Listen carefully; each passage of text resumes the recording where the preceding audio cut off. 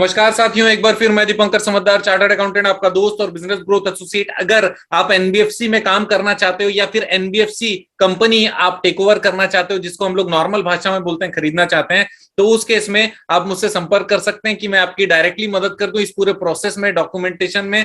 और अगर आपके पास 50 लाख से 1.5 करोड़ के अंदर में आपके पास में पूंजी है ताकि आप खरीद पाए, तो फिर आप मुझसे संपर्क करिएगा ताकि मैं आपको, अगर कोई कंपनी अवेलेबल होगी, मैं आपको दिलवा सकता हूं, राइट। लेकिन यहां पर सबसे इंपॉर्टेंट चीज आज के वीडियो में क्या है कि लेना है तो क्या प्रोसेस अप्लाई करना पड़ेगा। जरूरी नहीं आप मुझसे कनेक्ट हो, जहां जिससे भी कनेक्ट हो जाते हो, इस वीडियो को जरूर देखिए ताकि आपको टेक ओवर के समय में कुछ गड़बड़ी ना हो जाए और पैसे आपके डूबे नहीं, राइट। तो दोस्तों, आरबीआई के स्पेशल रिक्वायरमेंट है प्रायर अप्रूवल का आरबीआई का, किस केस में? एक्विजिशन और ट्रांसफर ऑफ कंट्रोल के केस में, राइट।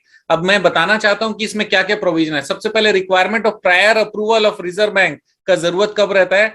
जब any take over of control of an NBFC which may or may not result in change of management. इसका मतलब हो सकता है कि मैनेजमेंट सेम रहे, लेकिन जो कंट्रोलिंग शेयर है, पूरे बिजनेस का मालिकाना किसी और के पास चला जा रहा है, शेयर होल्डिंग चले जा रहा है, लेकिन मैनेजमेंट चेंज नहीं हो रहा है, उस केस में भी प्रायर अप्रूवल की जरूरत पड़ेगी। दूसरा, अगर शेयर होल्डिंग में कभी भी 26% या उससे ज्यादा का चेंज आता है ना, तो उस केस में हम लोगों को आरबीआई से अप्रूवल लेने की जरूरत पड़ेगी, प्रायर अप्रूवल। और एक कारण हो सकता है आरबीआई से प्रायर अप्रूवल की कि अगर 30% से ज्यादा डायरेक्टर चेंजेस हो रहे हैं, तो उस केस में भी आरबीआई का प्रायर अप्रूवल की जरूरत रहेगी। तो ये 3 पॉइंट सबसे इंपॉर्टेंट है। प्रायर अप्रूवल कब चाहिए? जब मैनेजमेंट चेंज नहीं हो रहा है, लेकिन उसके शेयर होल्डिंग चेंज हो जा रही है, उसका कंट्रोलिंग चेंज हो जा रहा है। दूसरा, 26% या उससे ज्यादा का शेयर होल्डिंग किसी को मिल जा रहा है अगर।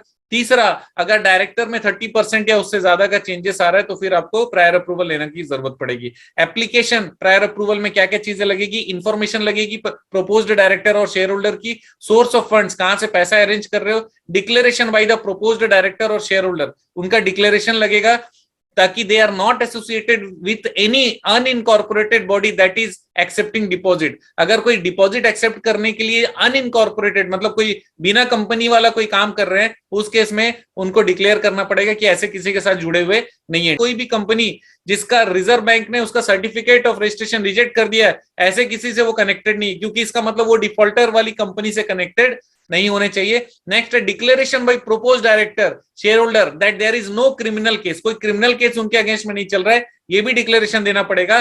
बैंकर्स रिपोर्ट जमा करना पड़ता है डायरेक्टर और शेयर होल्डर का, जब भी हम लोगों को प्रायर अप्रूवल में लगाना पड़ता है। तो ये जो 6 पॉइंट है बहुत ज्यादा इंपॉर्टेंट है, और इसके साथ में कब प्रायर अप्रूवल की जरूरत है ये इंपॉर्टेंट है। इतनी चीज अगर आप ध्यान में रखते हो तो आपको प्रॉब्लम नहीं होने वाली है, आप टेक ओवर करने के प्रोसेस में आगे बढ़ सकते हो। इसके अलावा ब्रॉडली मैं आपको बता दूं कि पब्लिक नोटिस देने की जरूरत पड़ती है, जो कि आरबीआई को भी आपको लेटर देना पड़ेगा, इसके अलावा न्यूज़पेपर में भी आपको देने की जरूरत पड़ेगी पब्लिक नोटिस, ताकि उससे ये क्लियर हो जाए जो भी कंपनी से कनेक्टेड है, उनके जो स्टेक होल्डर है, डायरेक्टर कहीं चेंज हो रहे हैं और उनको किसी से लेना देना है, तो पहले वो एग्जिस्टिंग डायरेक्टर लोग से अपना हिसाब किताब बराबर कर लें। और 1 महीने का टाइम नोटिस देने के बाद भी रहता है ताकि लोग देख लें, और जिसको कनेक्ट होना है वो कनेक्ट हो सकता है। इसके अलावा उसको अपने जहां पर विजिबल होता है वहां पर उसको नोटिफिकेशन लगाना भी पड़ेगा कि डायरेक्टरशिप का चेंजेस हो रहा है। जब कंट्रोल या मैनेजमेंट चेंज हो रहा है, केवल उसी केस में बात कर रहा हूं। अगर आपको नोटिफिकेशन का लिंक चाहिए तो मैं कंप्लीट डिटेल में आपको लिंक दे सकता हूं